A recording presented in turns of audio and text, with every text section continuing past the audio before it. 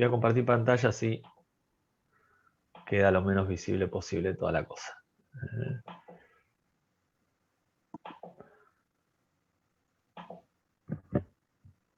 Perfecto. Bueno, ahora sí entonces, buenas tardes a todos y todas. Gracias por sumarse a esta clase libre y gratuita. Que sigo ingresando gente. Todos los meses, ya hace tiempo que empecé todos los meses a compartir una clase libre y gratuita. Para mí, por supuesto, que es una forma de poder acercar a un mayor público un poco las propuestas que vengo sosteniendo virtuales.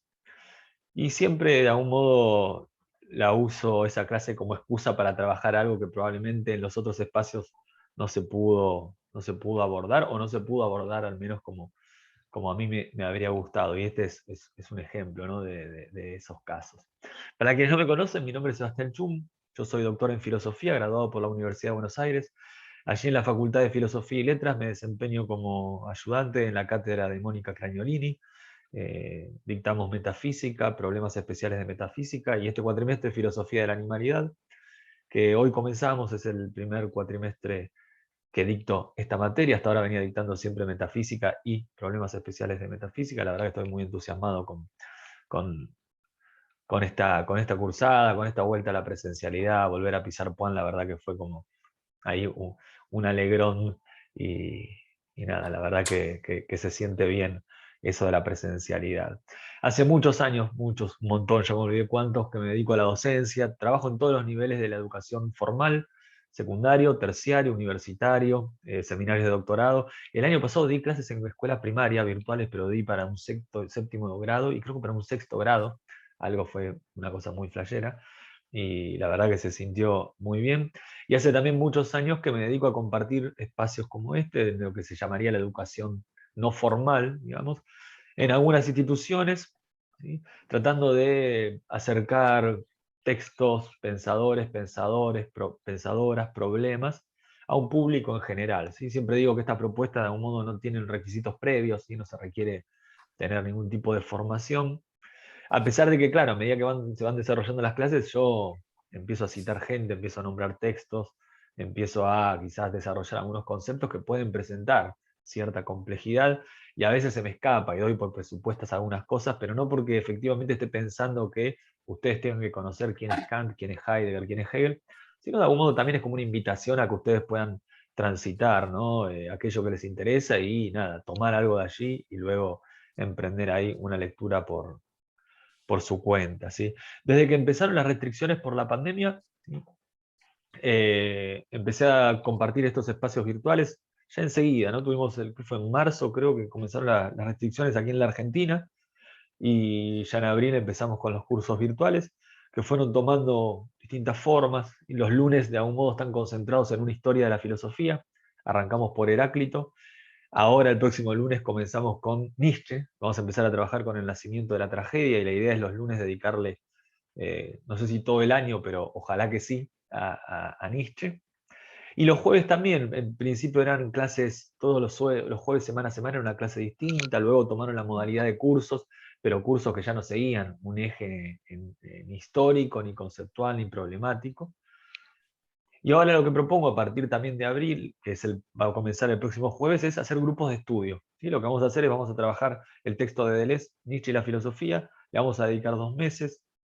Para quienes estén interesados o interesadas, voy a abrir un aula virtual, sí, un Classroom de Google, y ahí vamos a subir material, vamos a abrir foros, sobre todo porque me pasa que muchas veces me escriben mail, me mandan cosas que elaboran quienes asisten a estos espacios virtuales.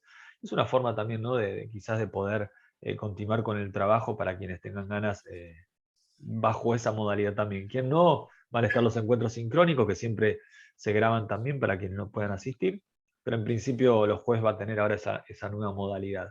Les pido, sí, por favor, si pueden silenciar los micrófonos, porque escucho ahí como un ruido. Aclaro 2 cosas nada más.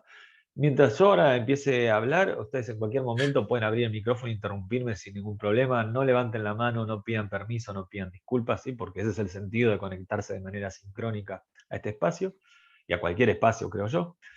Y lo que sí voy a intentar hacer, sí, la clase va a durar 1 hora, sí, propuse que sea de 19 a 20, voy a tratar de que los últimos 10 minutos sean efectivamente para abrir un espacio de discusión, de preguntas, consultas, críticas, y intentaré ser riguroso, pero de vuelta, ¿no? Si hay algo muy urgente, abren el micrófono y hacen su envío sin ningún problema, y que de hecho se agradece, ¿no? Porque es una forma también de motorizar un poco lo que está pasando aquí en esta virtualidad, que es una virtualidad a la que de algún modo creo yo, al menos yo me he acostumbrado, y que yo creo que se construye una suerte de espacio, ¿no? Que no es la nada esta virtualidad, ¿no? Hay algo acá que se construye, y lo que es peor, ¿no? A mí me parece que muchas veces no es tan distinta a la presencialidad, lo cual a mí, lo vuelvo a decir, hace un montón que no digo esto, pero me hace preguntarme qué es lo que hago en la presencialidad que se parece tanto a una reunión de Zoom, ¿no?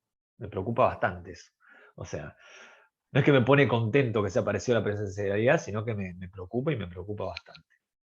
Bien, hecha esta introducción, vamos a meternos en lo que nos convoca. ¿Sí? Sigo escuchando, hay un micrófono abierto, perdón que sea insistente, pero sobre todo por el tema de la grabación. Si pueden asegurarse que no sea el de ustedes, me hacen una regauchada de vuelta, pero cuando quieran hablar, abren el micrófono, si no, no me piden permiso ni nada de eso.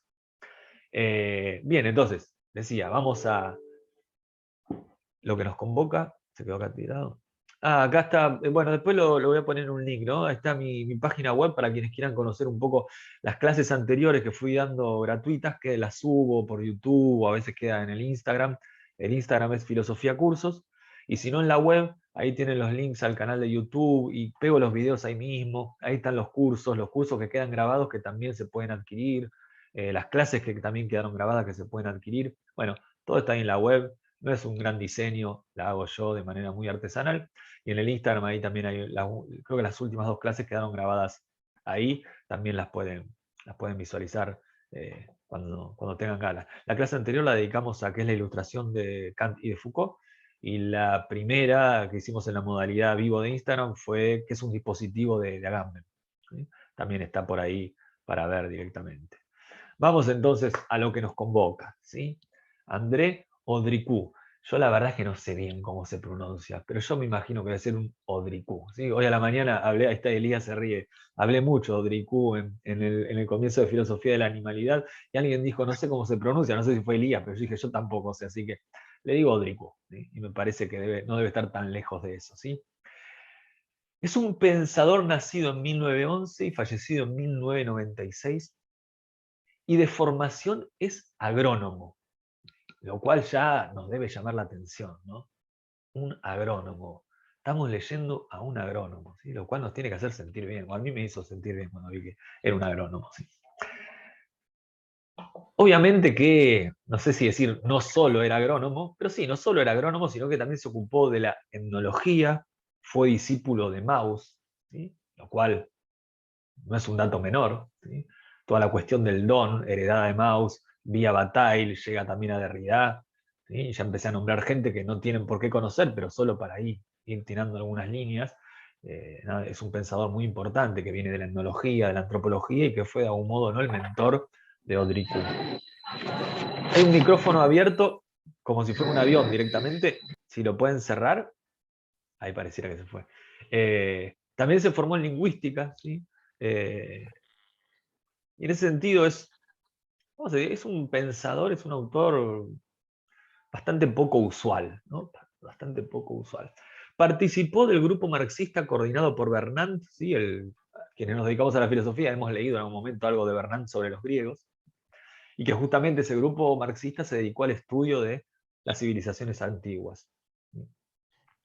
Odricú es un pensador marxista, estuvo afiliado al Partido Comunista Francés, incluso en los momentos donde todo el mundo se estaba bajando de ese barco, ¿sí? Odricú siguió fiel ahí, ¿sí?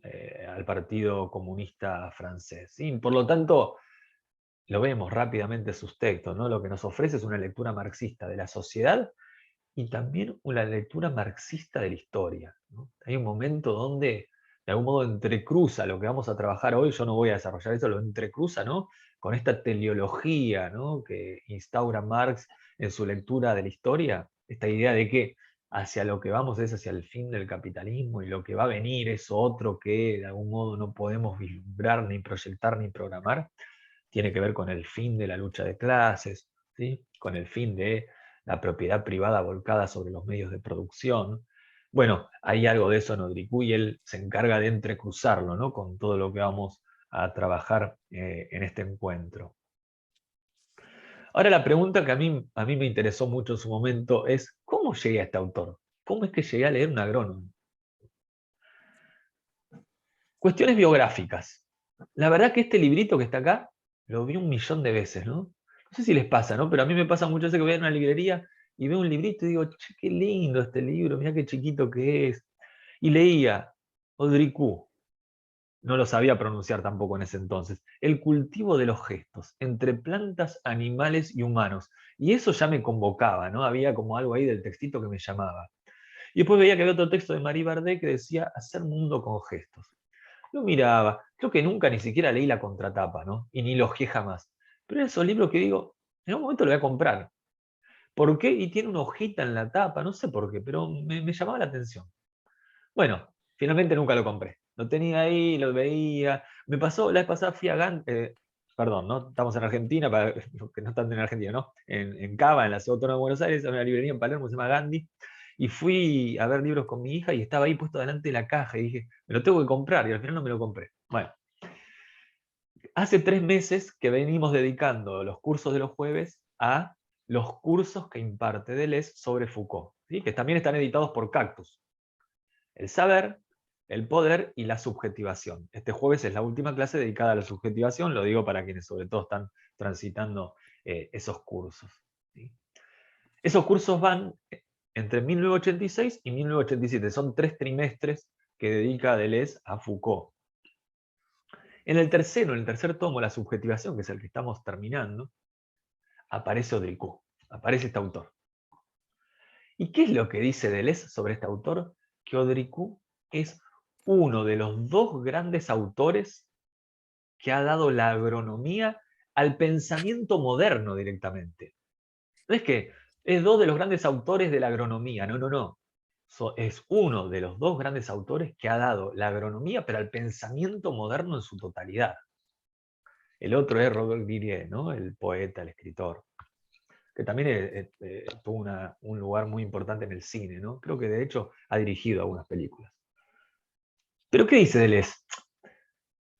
No lo conoce nadie, Adrico. ¿Eh? Alguien, de hecho, yo cuando hice la difusión en las redes sociales me dijo, ¿quién es Odricu? Honestamente me lo pregunto, ¿quién es? ¿Y por qué su anonimato? Dice, y el problema es que él no escribió en forma de libro, dice Deleuze.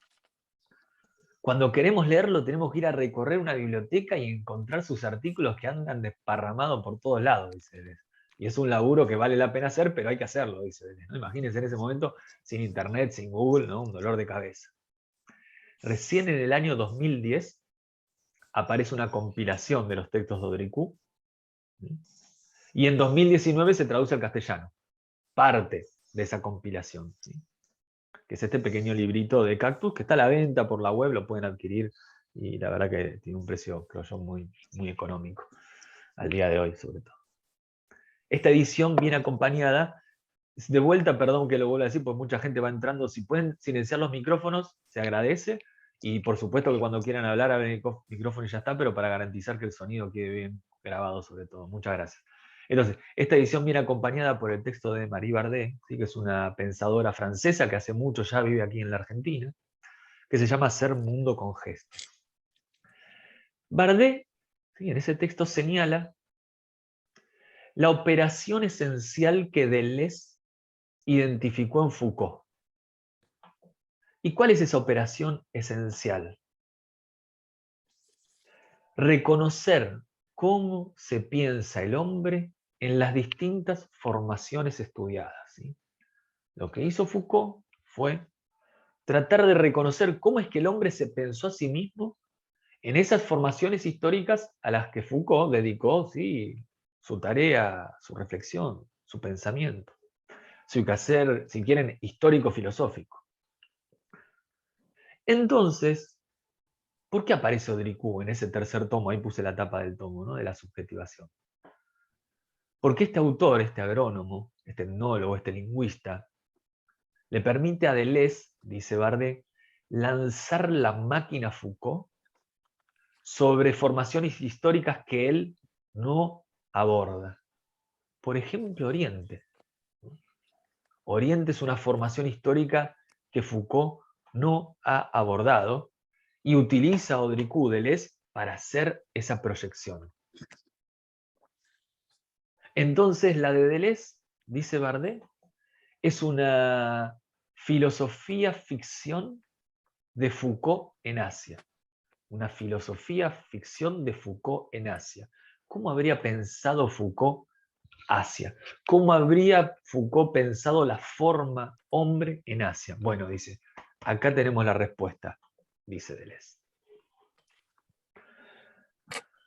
Vamos ahora a Audricú. El autor señala que él se interesa por la técnica, como muchos otros, dice, ¿no? Y se interesa por la historia de la técnica. Pero, dice Audricú, a mí lo que me interesa es el acto técnico mismo. ¿Qué significa eso? Significa que a Audricú no le interesa el objeto técnico, sino que lo que le interesa es la fuerza que lo motoriza, lo cual no es una distinción menor. En otras palabras, Audricú deja de lado la sustancia, deja de lado el ente, deja de lado el objeto, deja de lado la cosa, para analizar la fuerza que hay por detrás. Entonces, ¿sí? Para quienes han transitado en algún momento estas clases de Deleuze, esto les pasó en el familiar. Para quienes no, pero no está mal que no les suene familiar. Entendemos que del eje del saber, de la forma, de lo estratificado, de la cosa, del ente, de lo determinado, pasa Audricú al eje de la fuerza, al eje del poder, al eje de lo carente de forma, al eje del paradigma, como lo va a llamar Deleuze.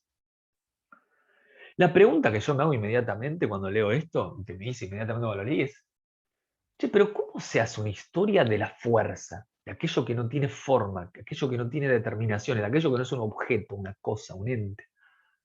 La historia no le cabe solo a aquello que es una sustancia que puede responder a la pregunta ¿qué es? Fácil, dice Audricú. La historia de la fuerza se hace poniendo el acento en el hombre concreto, en el existente humano concreto. ¿Qué significa eso?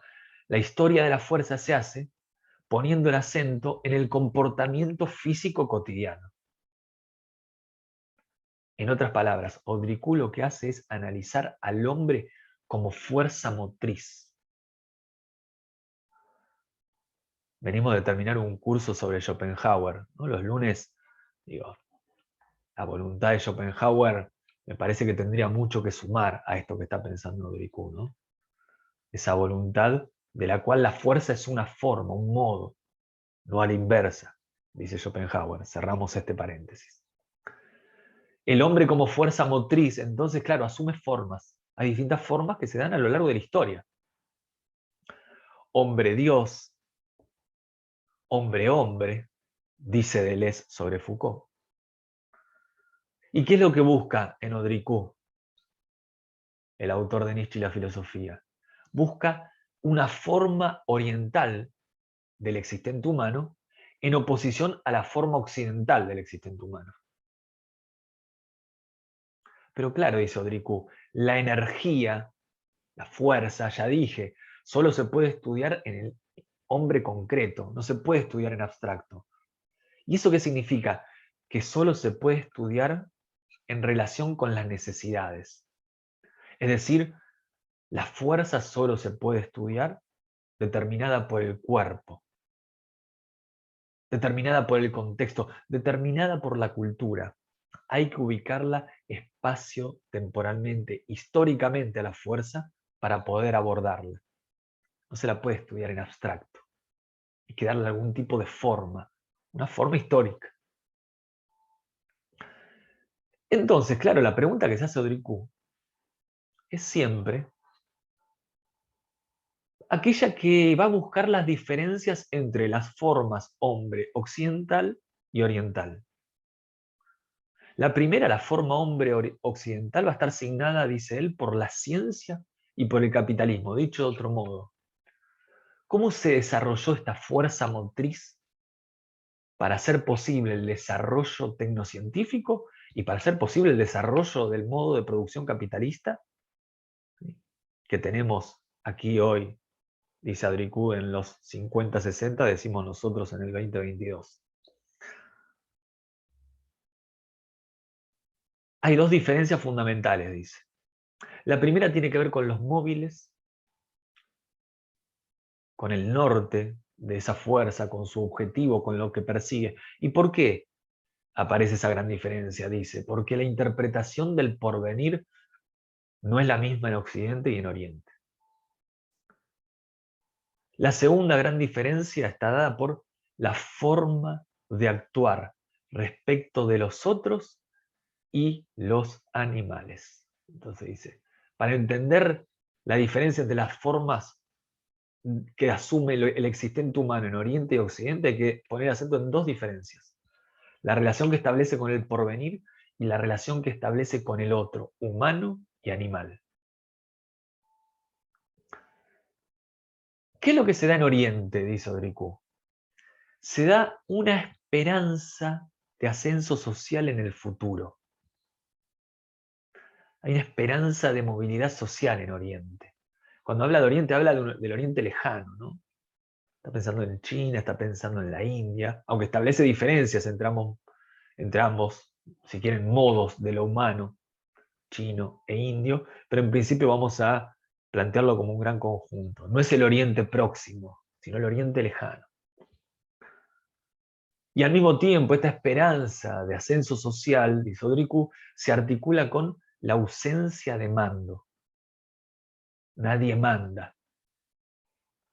¿Y esto qué garantiza? Esto garantiza el orden y garantiza la estabilidad social, dice Odricú.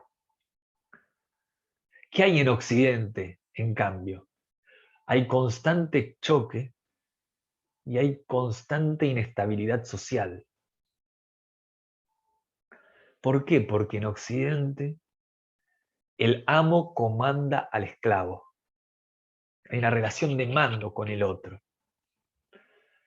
Y esa relación entre el amo y el esclavo, dice Odricú, ese es el origen de la filosofía. Y ese es el origen de toda la lógica binaria sobre la que se estructura, ¿no?, el pensamiento occidental. Esa lógica oposicional, ¿no?, que quienes nos dedicamos a Nietzsche o al pensamiento post-nietzscheano, yo me dedico como investigador a Derrida, nos cansamos de algún modo de contraponer a otros modos de pensamiento, que no quiere decir que son contrarios, ni que están fuera del pensamiento, sino que son modos de pensamiento que se permiten, ¿no?, poner en crisis justamente los pares conceptuales opuestos, ¿sí?, escindidos por una frontera clara y distinta. ¿Cuál es esa lógica oposicional que se funda en la relación amo y esclavo? Teoría, amo; práctica, el esclavo; inteligible, el amo; sensible, el esclavo, lo corporal, el alma, la razón del lado del amo. Odricú también va a poner acento en la geografía. ¿Se acuerdan que dijimos esto no se puede estudiar sin un contexto, ¿sí?, sin ubicarlo espaciotemporalmente? Y la geografía también cumple un papel, dice. ¿Qué pasó en Grecia? ¿Qué fue lo que dio origen, ¿no?, a la filosofía, entre otras cosas? Y Grecia estaba rodeada por vecinos de su mismo nivel técnico, dice Odricú. Entonces esos vecinos, esos otros, se podían volver esclavos, eran útiles como esclavos. En cambio, China estaba rodeada de bárbaros, ¿no? Yo cuando pienso en esto, hoy lo nombré a la mañana también, ¿no?, pienso en la construcción de la muralla china de Kafka. Del otro lado está la barbarie. Por lo tanto, esos otros bárbaros que están del otro lado de la muralla son inutilizables como esclavos. India, por su parte, lo que mantuvo fue las castas. Y eso también impidió la formación del esclavismo. Entonces, el esclavismo es propio de Occidente. Es propio de Occidente. No vamos a leer mucho, pero sí vamos a leer un pedacito. Uy, me fui para atrás. Espera. Vamos a leer un pedacito del texto. Espera que yo también lo leo de la pantalla. Ahí le puse una fotito del libro. Dice así, ¿no? Fíjense el título, ¿no? De ese apartado, importancia y rol de la cría de animales, ¿no? Porque lo dijo.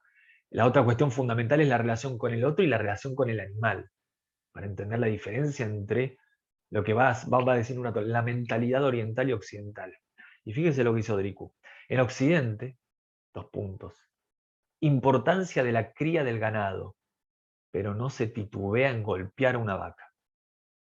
En Indochina y en el Oriente Próximo, un niñito lleva a pastar al búfalo que lo defenderá del tigre, mientras que en Occidente es el pastor el que protege a las ovejas del lobo. En Indochina, los chanchos se cuidan solos, el hijo pródigo estaría desempleado. En Occidente, el pastor manda, protege a su rebaño. Origen de la mentalidad paternalista. El pastor sabe mejor que la oveja qué pasto le hace falta.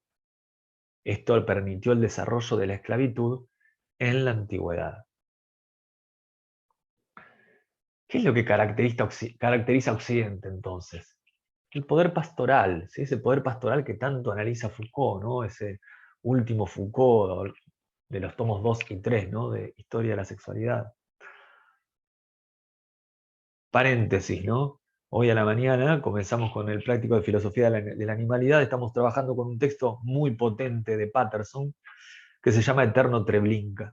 En castellano está traducido porque ¿por qué maltratamos a los animales? O algo así es el título, pero el título es Eterno Treblinka. Y de algún modo lo que está pensando Patterson está muy cerca de esto que está proponiendo, o que propuso, ¿no? Previamente Audrey-Q. Lo que se pregunta Patterson es, ¿cuál es el origen de esta violencia estructural que hizo posible Auschwitz, que hizo posible la Shoah, que hizo posible el Holocausto? Bueno, el origen de esa violencia estructural está también en ese poder pastoral, en la relación que establecimos con los animales a la hora de domesticarlos, ¿sí? Encerrarlos y volverlos productivos para nuestro alimento, para nuestra vestimenta. Ahí se configuró una matriz, una estructura de violencia que fue acompañada, por supuesto, de una pedagogía de la crueldad que de algún modo nos permitió naturalizar, legitimar, ocultar esa violencia, que continúa hasta el día de hoy, por supuesto, pero que tiene como otro modo de darse paradigmático, lo que podríamos llamar Auschwitz, ¿no? La Shoah, el campo de concentración, el campo de exterminio nazi. Una continuidad. Como decía hoy a la mañana, ¿no? Ese texto fue un texto muy potente y que también desató muchas polémicas, ¿no? Desde el judaísmo, ¿no? Recibió muchas críticas que tienen que ver con esto, ¿no? Cómo podés digamos, cómo podés equiparar de algún modo la violencia desplegada en un matadero con la violencia desplegada en Auschwitz, ¿no? Bueno, hay mucho para discutir al respecto, pero cerremos aquí el paréntesis y sigamos con Audrey-Q. ¿Qué es lo que hace el pastor? El pastor supervisa e interviene constantemente, dice Audrey-Q. Se piensa y se ocupa del rebaño activamente, asume un rol activo con relación al rebaño. Eso implica que en las sociedades occidentales hay una conflictividad irresoluble. ¿Por qué? Porque estamos todo el tiempo buscando ascender. ¿Buscando ascender para qué? Para dejar de ser mandados, para dejar de ser rebaño y pasar a ser los que mandan, pasar a ser pastores, dice Audrey-Q. Eso está en la estructura de nuestra mentalidad. Y eso es lo que genera conflicto. Ya en la Biblia aparece el rol de pastoreo, ¿no? Ese rol es fundamental de vuelta en la formación de la mentalidad occidental, ¿no? Cordero de Dios y todo lo que conocen, sobre todo quienes transitan con mayor frecuencia quizás la religión, no es mi caso. Entonces la pregunta que nos tenemos que hacer en este momento es, ¿qué es la mentalidad? ¿Qué es la mentalidad? Es la forma que adquieren las relaciones entre hombres y mujeres en las distintas civilizaciones, dice Odricu. Eso es la mentalidad. La forma que nos relacionamos con el otro. La raza, el clima, la geografía son componentes constitutivos de esa mentalidad, por supuesto que sí. Pero la verdadera línea de fuerza, dice, es la historia social. La verdadera línea de fuerza es esto que estamos analizando, que es el desarrollo de la fuerza motriz, del humano como una fuerza motriz. ¿Qué sucedió con el Renacimiento? Dice, claro, el Renacimiento tuvo la virtud de algún modo, de rehabilitar a los esclavos, reconocerle un alma, ¿no? Pero el Renacimiento no rehabilitó a los animales ni a las plantas, dice Odricu. Yo cuando leo eso digo, se quedó corto ahí. ¿Qué sucede en la agricultura occidental? A ver, porque lo que está diciendo Odricu no es que tenemos que poner de un lado, ¿sí?, la cría de animales y del otro lado la agricultura en Oriente. No, no. También hay una agricultura occidental, pero que está asociada inmediatamente a la cría del animal. ¿Por qué? Lo que hay en la agricultura occidental es una acción directa. Hay una técnica, hay una acción directa sobre el terreno, sobre la planta, y se utiliza el animal como ayuda, ¿no?, para desplegar esa actitud pastoril, pero ahora sobre los cultivos. ¿Qué cultivamos en Occidente? Cereales, dice Odricu. Y eso construye una mentalidad determinada. Se crían cereales en campos extensos, dice. ¿Y hoy qué hacemos? Pasamos, ¿no?, con la cosechadora y metemos todo en la silobolsa. Y se terminó el problema. Hasta que suban un poquito más, ¿no?, las commodities en el mercado internacional gracias a la guerra, las guardo ahí en la silobolsa. Esa es la mentalidad de Occidente. La mentalidad de Occidente es la mentalidad del pastor, volcado sobre el animal que se domestica y que se cría, y volcado sobre el cereal que se cultiva. De vuelta, hay algo del gesto desplegado en nuestra praxis cotidiana, en la actualización de esa fuerza motriz que somos, que de algún modo configuró una mentalidad. ¿Qué es la mentalidad? La forma de relacionarnos con el otro.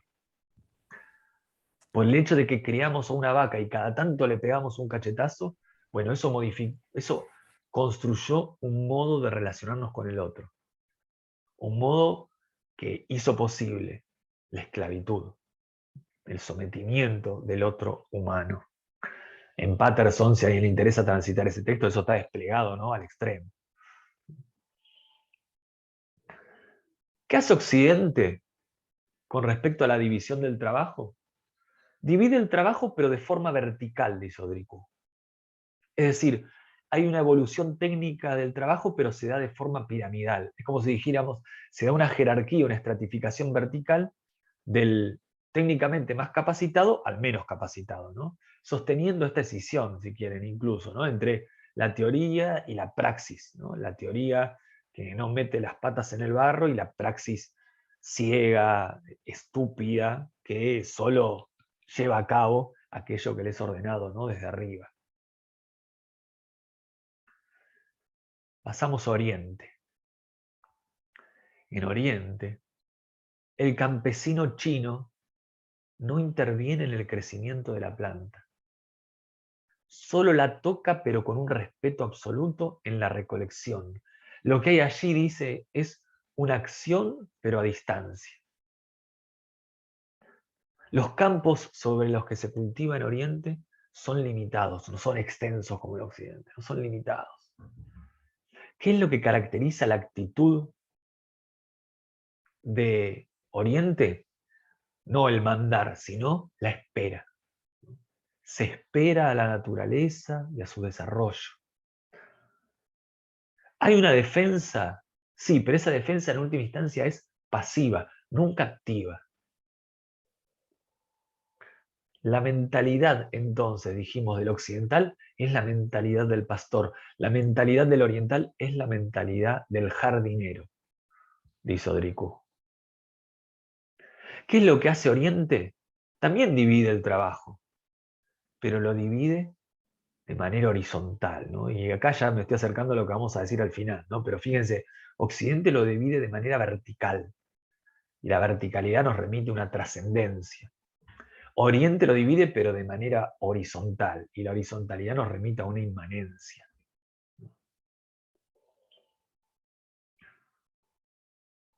Vamos a detenernos brevemente ahora en el texto que nos recomienda Deleuze, ¿sí?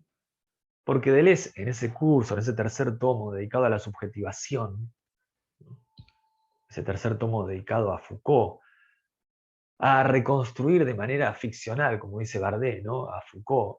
Si no leyeron ese curso y les interesa Foucault, les interesa, lean esos cursos, pues son increíbles, ¿no? La forma que tiene Deleuze de leer, pasa lo mismo con los cursos de las clases dedicadas a Spinoza, para mí son excepcionales directamente. Es una buena forma también de entrar a Deleuze, creo yo. Entrar a sus clases es maravilloso y por suerte Cactus ha hecho la edición de esas clases que antes estaban, en mi época de estudiante, estaban ahí en internet dando vuelta en ediciones muy desprolijas y bastante mal traducidas. Deleuze recomienda un texto en particular. Le dice a su auditorio, vayan a leer el texto de 1962 que se titula Domesticación de los animales, cultivo de las plantas y tratamiento del otro. Ya el título nos dice todo directamente, ¿no? Creo que son 5 carillas, me parece. 6. Audricú en ese texto nos empieza hablando de una revolución. El cultivo de las plantas alimenticias y la domesticación de los animales significó una revolución en la historia. ¿Y qué es lo que produjo esa revolución? Un cambio en las relaciones entre el hombre y la naturaleza. Por lo tanto, un cambio en las relaciones interhumanas. Hago un paréntesis chiquito de Marx para entender, ¿no?, que esto es muy marxiano.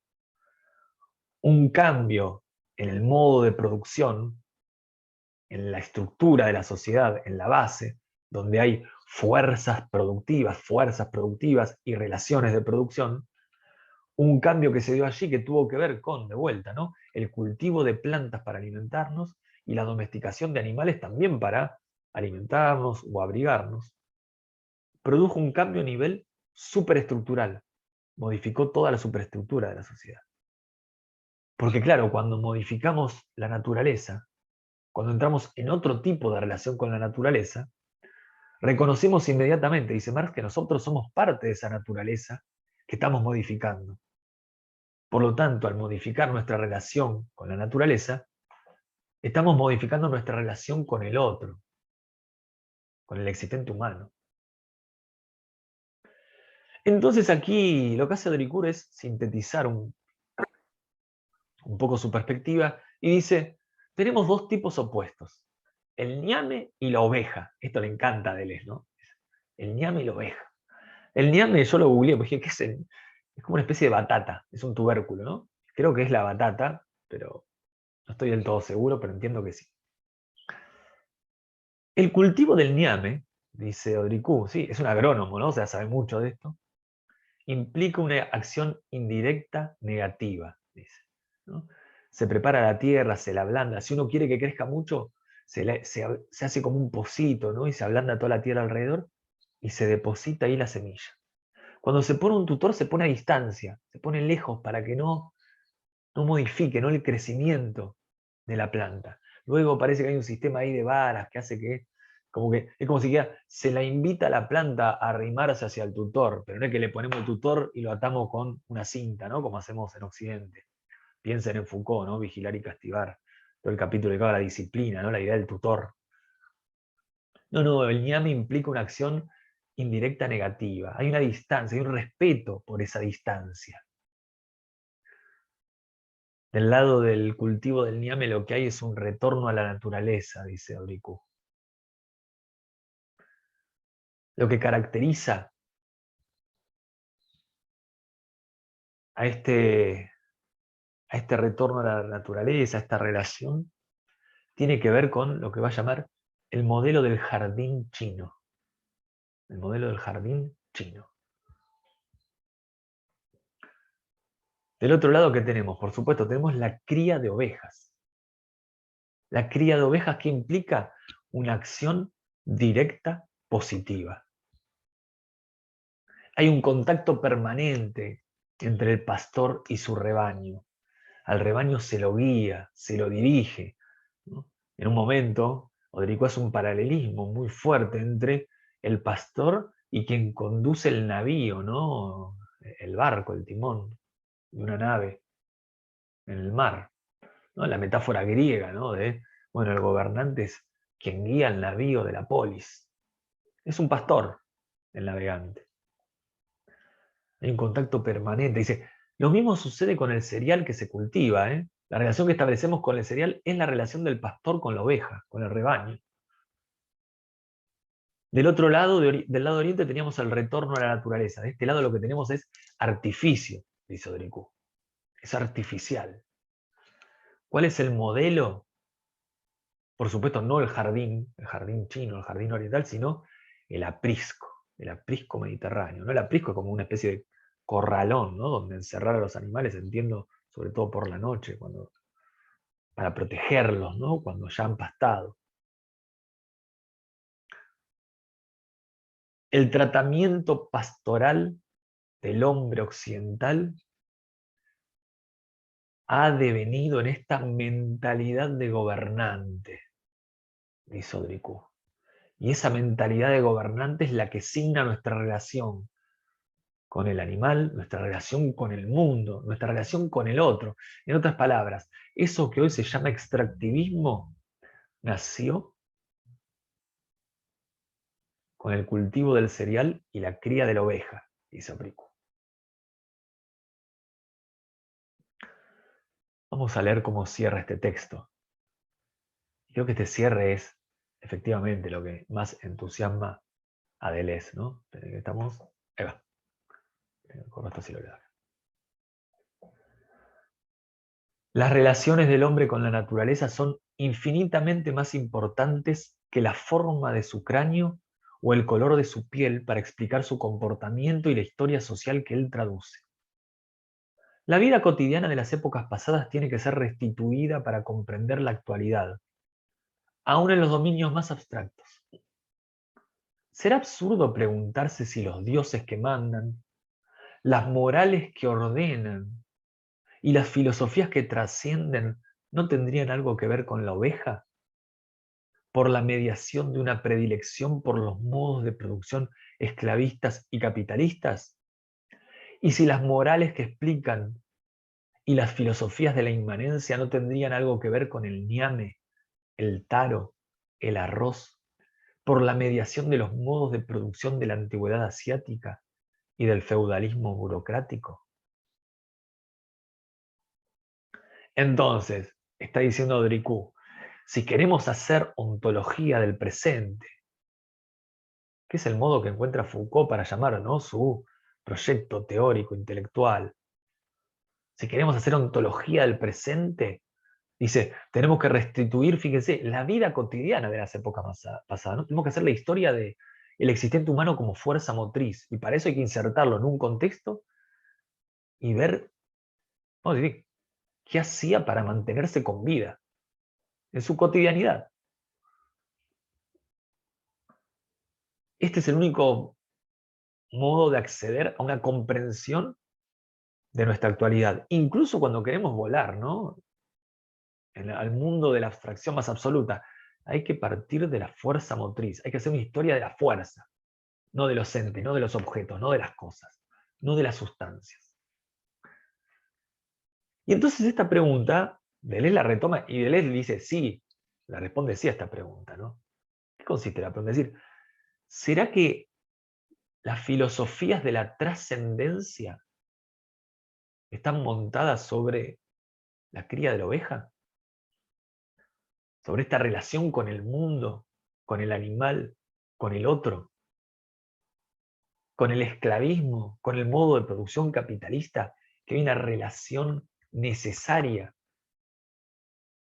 Sumo acá, Deleuze no lo retoma, ¿no?, en este grupo dice, con lo que Deleuze llama incluso la moral. ¿Qué es la moral para Deleuze? La moral es plantear un uno más allá del ser, un lugar de la trascendencia absoluta, a partir del cual emitir un juicio, ¿no?, sobre todo lo que está abajo. Lo dije de manera muy burda, pero es como la moral nietzscheana, ¿no? Sobre verdad, mentira y sentido extramoral. Bueno, moral significa, ¿no?, ese punto uno al cual elevarse para a partir de ahí emitir juicios. Del otro lado, del lado del ñame, de la batata, del lado del arroz, dice Audricú, quizás estén las filosofías de la inmanencia. Y yo digo, Deleuze dice, sí, sí, están esas. Está Spinoza acá, dice Deleuze. Estamos en el orden de lo molecular, no de lo molar, en términos deleuzianos. ¿Y qué significa filosofía de la inmanencia? Fíjense, que a mí me resultó muy enigmático, ¿no? Fíjense lo que dice, las morales de la trascendencia ordenan, las morales de la inmanencia explican. Pareció muy bueno eso, explican. ¿Cómo llamaría eso Deleuze? Dice, eso es una ética. ¿Qué es la ética? La ética es lo que se contrapone a la moral. ¿Por qué? Porque la ética aplana todo, nos reduce al plano de inmanencia, y la ética lo que se pregunta es por lo que podemos, ¿no? Es spinoziano, obviamente, radicalmente, es Deleuze en ese sentido. La ética no juzga, sino que se pregunta qué puede un cuerpo. No hay juicio, no hay bien y mal. ¿Qué puede y qué no puede un cuerpo? Y uno diría, y ahí la cosa se pone mucho más potente, ¿no? Se pone mucho más potente y da mucho más para pensar y da mucho más para hacer si uno asume esa perspectiva. Entonces, de vuelta, ¿no? ¿Por qué Audricú para Deleuze en su lectura de Foucault? Yo digo, no solo porque le permite lanzar la máquina Foucault contra Oriente, sino que permite para mí robustecer la lectura que hace Foucault de la forma hombre asumida en Occidente. En contraposición a la oriental, por supuesto.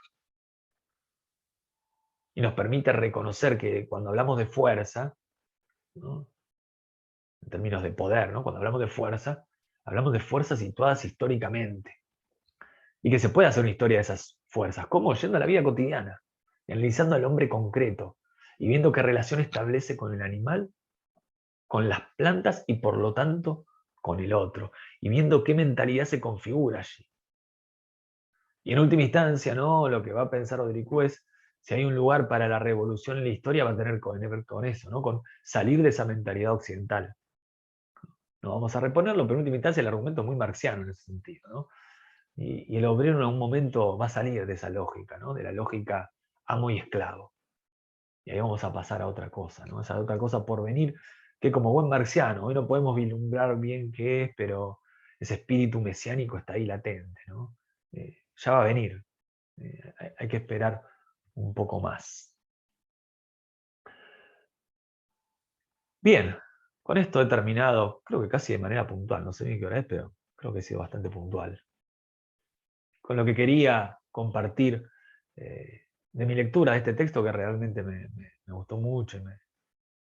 Nada, fue bueno saber que estuve tanto tiempo queriendo algo que era tan bueno, ¿no? Confirmé mi intuición, dije, yo sabía que esto iba a estar bueno, ¿no? Lástima que tardé, pero bueno, tarda en llegar, pero al final hubo como una muy buena recompensa. Así que ahora lo que hacemos es estos 9 minutos, no 10, abrimos un espacio para críticas, consultas, comentarios, todo lo que quieran compartir. Siempre es más que bienvenido. Me pueden, por supuesto, después escribir mails al mail del que recibieron el link. eh, y la podemos seguir por ahí. Pero digo, ya que estamos acá compartiendo la sincronicidad, abren el micrófono y largan directamente. Nada de levantar la mano ni esas cosas extrañas.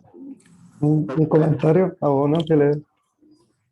Dale, dale, Elías, y después creo que Mariano. Vamos en Ajá. ese orden. Me gustó mucho, un gran pensador, o sea, de lo que pudiste exponer hoy día, muy bueno, pero me hizo pensar, digámoslo, en un aspecto destructivo, si se quiere, que es el fin del texto cuando dice la mediación de los modos de la antigüedad clásica o del feudalismo burocrático. Y me hace pensar mucho en la afiliación marxista que tenía este autor.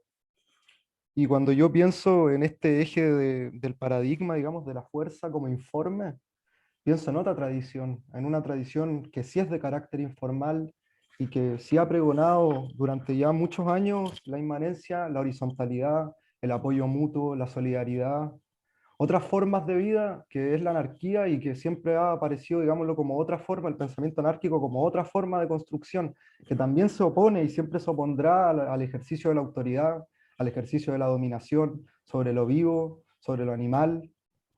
Y pensándolo desde esta perspectiva, me doy cuenta de alguna manera que este poder pastoral siempre ha sido un ejercicio o una decisión entre aquellos que mandan y aquellos que obedecen, aquellos que dicen lo que hay que hacer y aquellos que lo hacen. Y en realidad, desde mi humilde perspectiva, una otra forma de vida, digamos, la otra forma de hacer una ontología del presente sería pensarnos, digámoslo, desde la completa destrucción de todo fundamento. Sería de alguna manera una forma de vida que yo diría que es anárquica, en el sentido de que no habría arjé ninguna existente. Eso era. Bien, bien, bien, gracias, gracias, gracias Elías ahí por tu aporte. Mariano.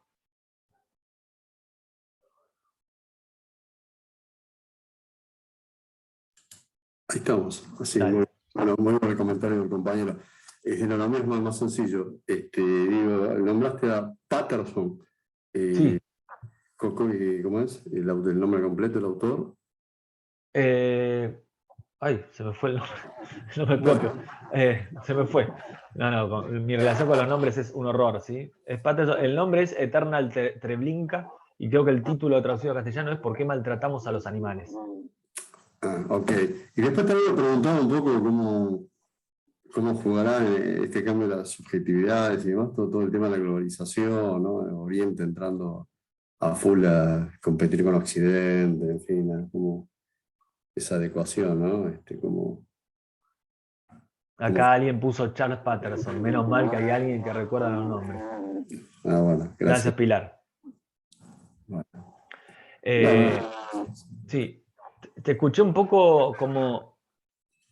no, comentaba que digo, me hacía la pregunta de cómo es esto, cómo jugará toda la globalización, en fin, toda esta asimilación que hay al juego capitalista, Ah, bien, mira, entendí. Sí, sí, sí. allá desde Oriente, ¿no? India, China, bueno, todo, muchos ejemplos tenemos, Sí, pero bueno, sí. Sí, por eso me parece que es importante, ¿no? Como el concepto de globalización siempre esconde, ¿no? Porque el concepto de globalización simula una horizontalidad, ¿no? Como, bueno, hay un globo y en ese globo estamos de algún modo todos y todas, ¿sí? Operando, jugando y construyendo esta red, que es todo el globo.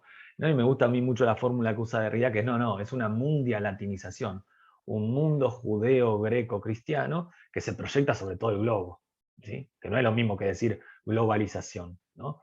Es un mundo que se proyecta sobre todo. Y ahí en ese sentido, claro, ¿no? A mí me gusta mucho el cine. El cine de Ozu es eso, ¿no? Che, mirá, viene la oveja y se lleva puesto al ñame. ¿No? Es eso el cine de Ozu. ¿Qué es Historias de Tokio? Es eso. Viene la oveja. Y nosotros vamos ahí con el ñame y claro, la oveja te lleva puesto. Me parece que ahí hay algo para reconocer. Pienso en esta película y digo, ¿cuál es? Pater Panchali, ¿no? Esa película excepcional, ¿no? Dice, claro, después lo que viene después es el triunfo de la oveja, ¿no? Pero uno puede encontrar, Satyajit Ray es el director de esa trilogía, La canción del camino, bueno, películas realmente excepcionales, y uno puede reconocer que, claro, ahí todavía de vuelta, ¿no? Se intenta sostener algo que tiene que ver con el ñame, por usar ahí el juego, el paro posicional que configura Dricú, claro, pero lo que viene después eh, uno diría, no sé si es imparable, ¿no? Pero se termina imponiendo, ¿no? Se termina imponiendo.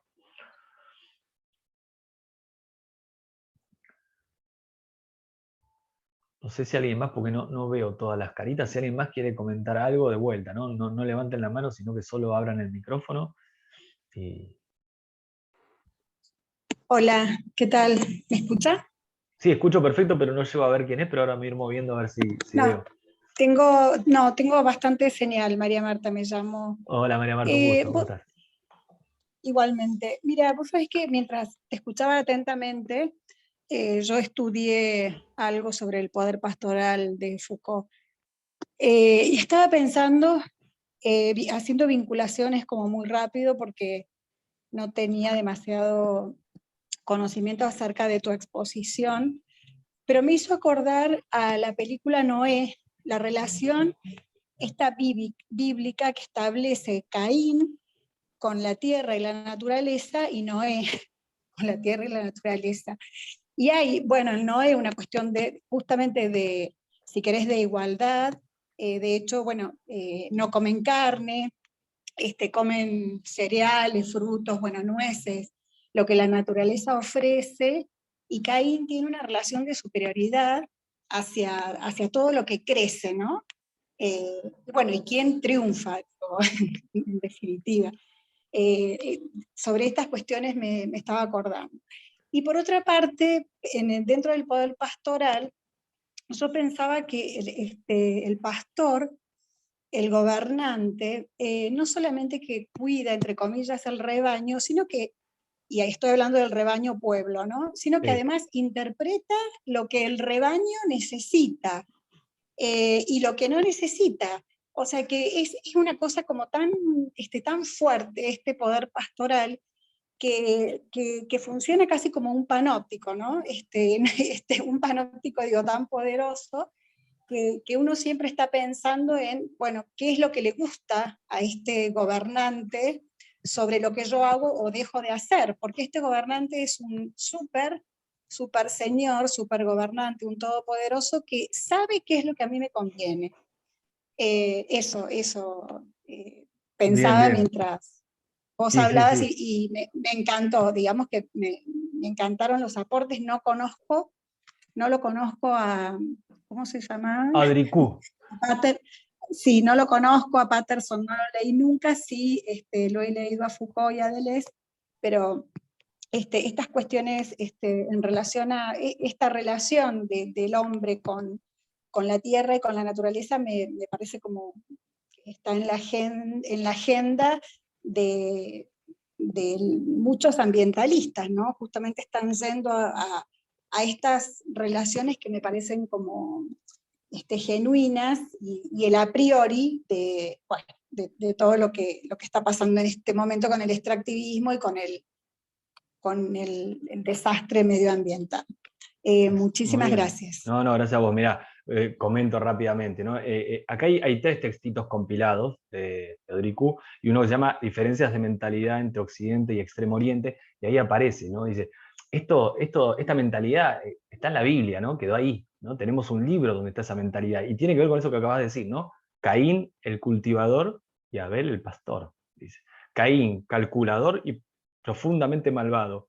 Sirve de contraste al bueno de Abel, puro y generoso, y Yahvé, el Dios de los pastores, será el verdadero Dios. Mientras que los dioses de los cultivadores, adorados por los cananeos y los caldeos, serán falsos dioses.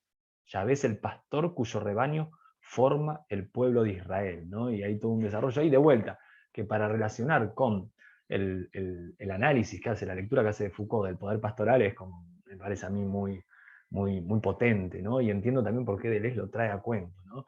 Y menciono algo más que no sé si lo mencioné, ¿no? Pero a mí me parece muy importante. Dice en un momento Deleuze, porque uno dice, che, pero ¿por qué es tan importante? Dice él que es fundamental, pero no lo conoce nadie, nadie lo leyó, y dice, no, claro, porque hay distintas formas de leer, ¿no? Que todos lo hayan leído no quiere decir que efectivamente hayan abierto el libro, sino que, claro, marcó la cancha de algún modo para todo el pensamiento posterior, y hoy justamente que trabaja ese texto de Patterson, que yo recuerde y lo revisé, Patterson no lo cita, pero todo su desarrollo histórico de esta violencia estructural que conduce, ¿no? De la cría del animal a Auschwitz, de algún modo sigue claramente, ¿no? Los análisis de Audricú, lo cual me parece que confirma eso que afirma Deleuze, que es que, che, este tipo es importante y merece ser leído, y merece que al menos le dediquemos una clase de 1 hora, ¿no? Como la del día de hoy.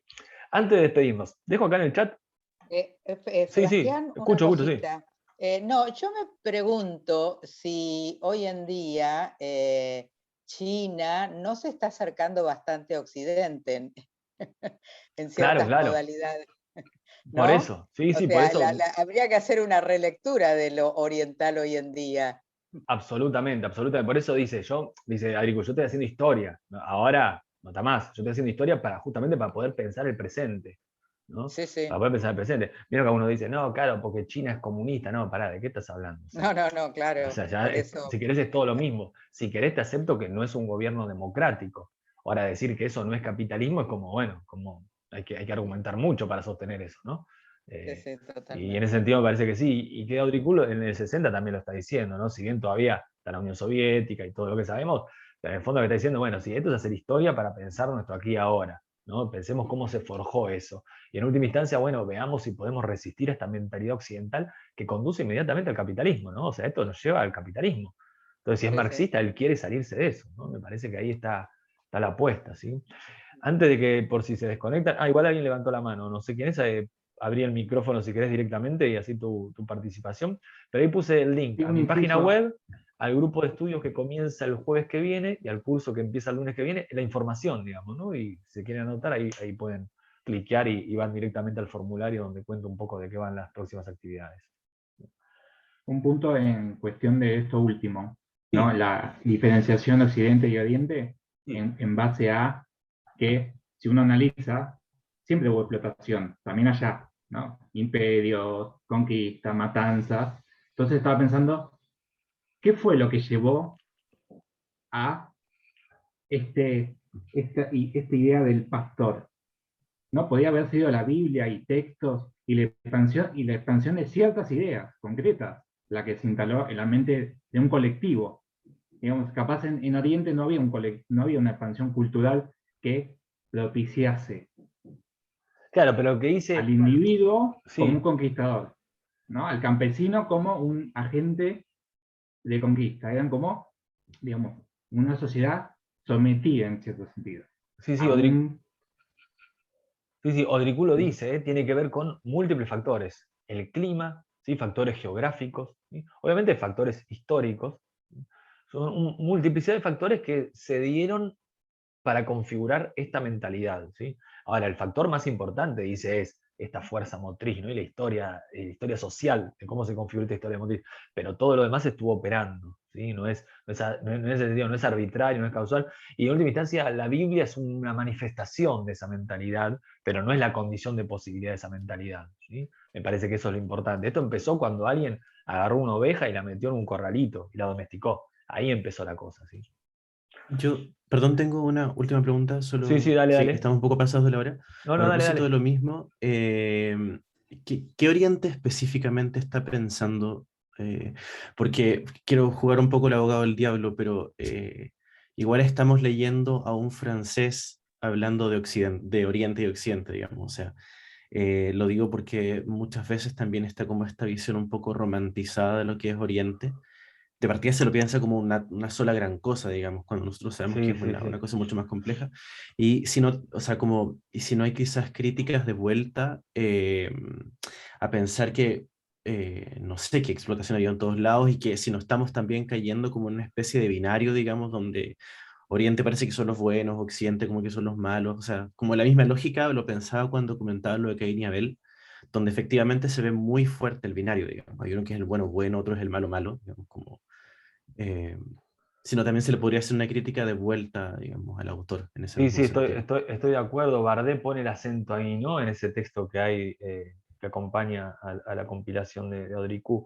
En un momento Odricú asume como una posición eurocéntrica como mínimo, ¿no? Dice, bueno, las culturas se han desarrollado de manera tal que hay algunas que quedaron en una situación privilegiada en términos técnicos con relación a otras, ¿no? Después dice, eso es medio relativo, pero lo dice, ¿no? Como que, bueno, en esta carrera hay algunas que quedaron arriba, otras que quedaron abajo, lo cual implica, ¿no? Obviamente la mirada de un europeo y un europeo que se vuelca sobre Oriente, por supuesto, desde su perspectiva europea, ¿no? Y me parece que eso es importante. Y la otra cuestión también importante que es, claro, seguir construyendo estos binarismos, ¿no? Que plantea una dificultad.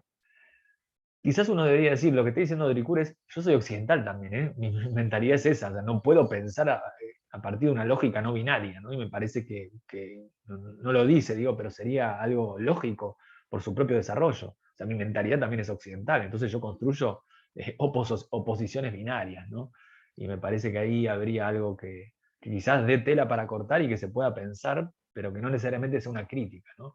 En el gesto ahí que yo obviamente lo vinculo más a una posición de tipo derridiana, ¿no? Bueno, no hay un afuera. Ahora quizás el afuera está dentro, ¿no? Y hay que hacer temblar esa oposición, pero desde dentro, no pensar que hay un otro lugar a partir del cual, ¿no? Acceder de una manera más objetiva, más legítima o menos contaminada, ¿no? a los fenómenos que se quiere analizar.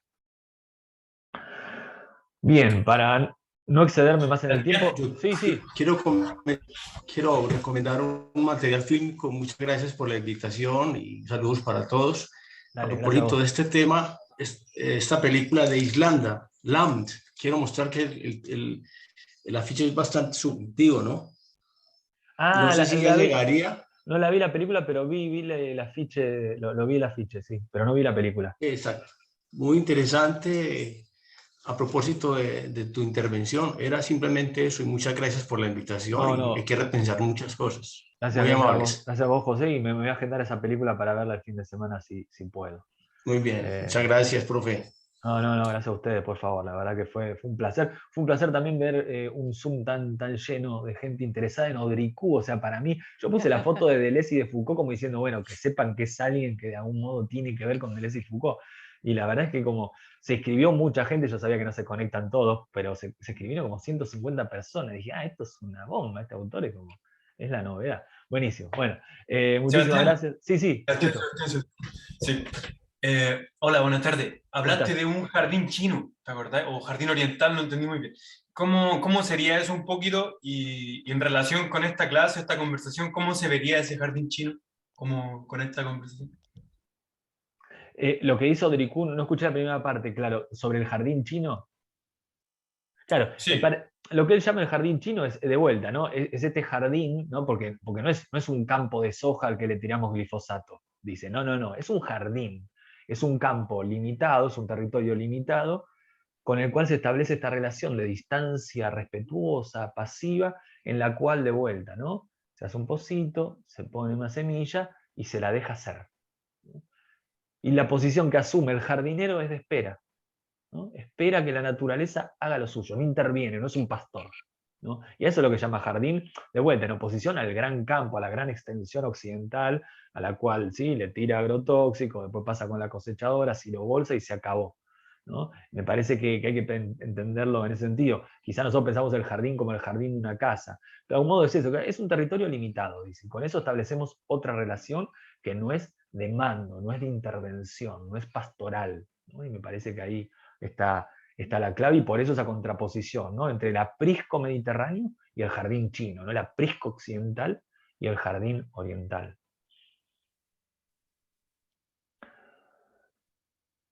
Bien. Cualquier cosa igual la seguimos, me mandan mails. La pensé de una hora, la verdad que no sé, porque pensé que me iba a dar para mucho, pero veo que Adricú me sorprendió gratamente. Así que, o hacemos un Adricú 2 en algún momento y seguimos leyendo el texto. Eso también puede ser muy potente. Bueno, muchísimas gracias a quienes se suelen conectar a estas bueno, nada, gracias otra vez. Y a quienes se conectan por primera vez, bueno, gracias y ojalá que nos veamos en una próxima. Todos los meses hacemos una de estas, así que nos podemos ver el mes que viene. Y si no, ya saben, ahí las actividades las pueden encontrar ahí en la página web, en las redes y en distintos espacios. Si se quieren sumar, no tienen más que completar el formulario o escribirme un mail. Muchísimas gracias y bueno, nos vemos la próxima. Chau, chau. Chao, muchas gracias. Gracias. Gracias. Chao, nos vemos. Chao. Adiós, nos vemos.